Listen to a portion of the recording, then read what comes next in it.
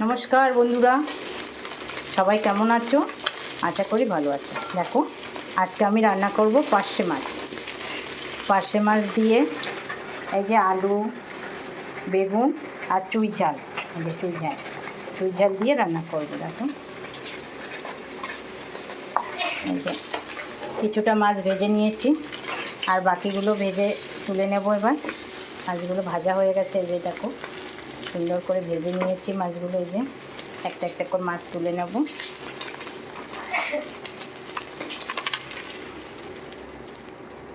এবার ফোড়নে আমি একটু রাঁধুনি ফোড়ন দেবো। এই যে রাঁধুনিটা দিয়ে দিলাম, দিয়ে ওর মধ্যে আলুগুলো আগে ভেজে নেব।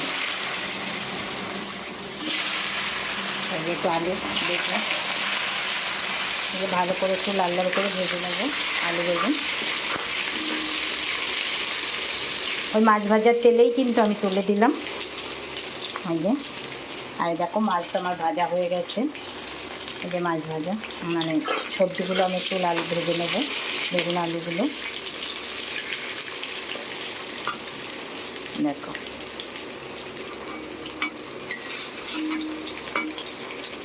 আজকে একটু আমি শর্ট ভিডিও করি, আজকে একটু ভিডিওটা বড় করছি। তোমাদের পুরো রান্নাটা আজকে দেখাবো আমি।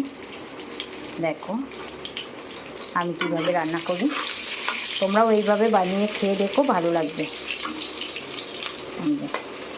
এতে মশলা দেবো আমি হচ্ছে আদা একটু আর জিরে, আদা জিরে বাটা আর কাঁচা লঙ্কা। দেখো আমার কিন্তু আলুগুলো ভাজা ভাজা হয়ে গেছে, লাল লাল হয়ে গেছে। এই যে দেখো, বেশি আর ভাজবো না।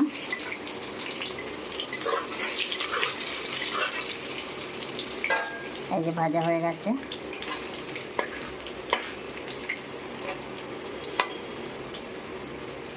এই যে দেখো, সুন্দর ভাজা হয়ে গেছে। ওর মধ্যে আমি এবার দিয়ে দেবো লবণ 1 চামচ,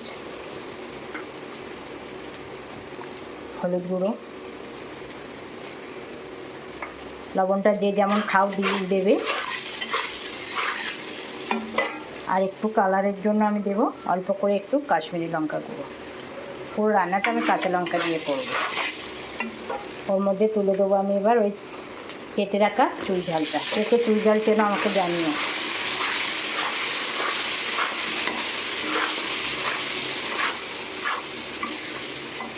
এবার ওর মধ্যে আমি জল ঢেলে দেবো।